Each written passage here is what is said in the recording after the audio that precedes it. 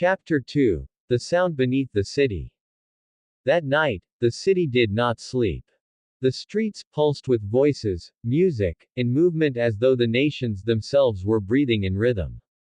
Yet beneath the surface of celebration and curiosity, there was a strange vibration, a hum that no one could place.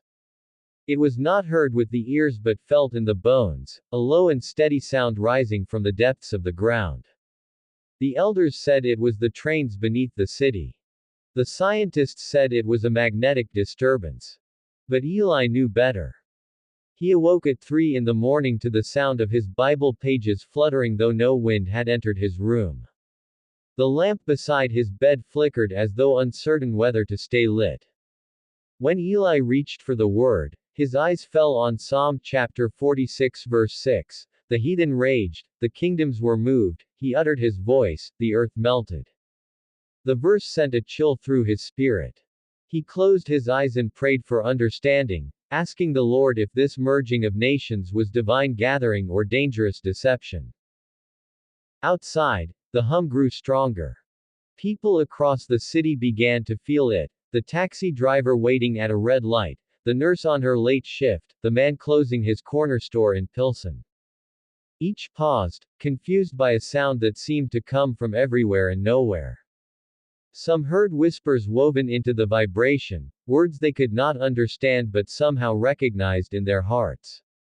Others heard silence that pressed on their souls like a warning. Eli walked toward the window and looked out across the skyline.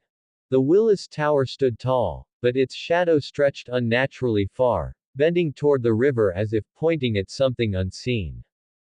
Down below, lights flickered in patterns, some claimed to see them form the shape of a great circle, others a gate.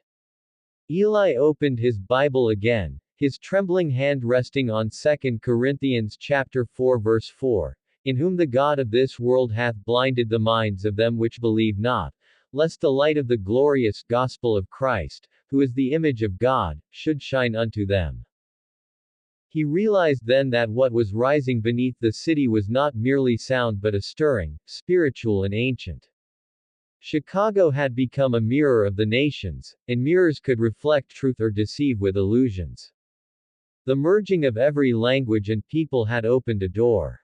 What had entered was still unclear. By dawn, reports filled the news.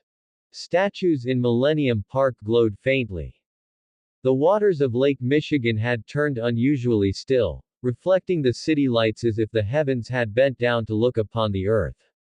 Tourists gathered at Navy Pier to watch, unaware that they were standing upon sacred ground. Eli put on his old work jacket, tucked his Bible into the inside pocket, and stepped out into the cool morning air. Whatever this was, he knew one thing: God was not silent. The city was being called to listen. For the hum beneath the ground was not only sound, it was a summons. And those with ears to hear would soon find out who, or what, was calling.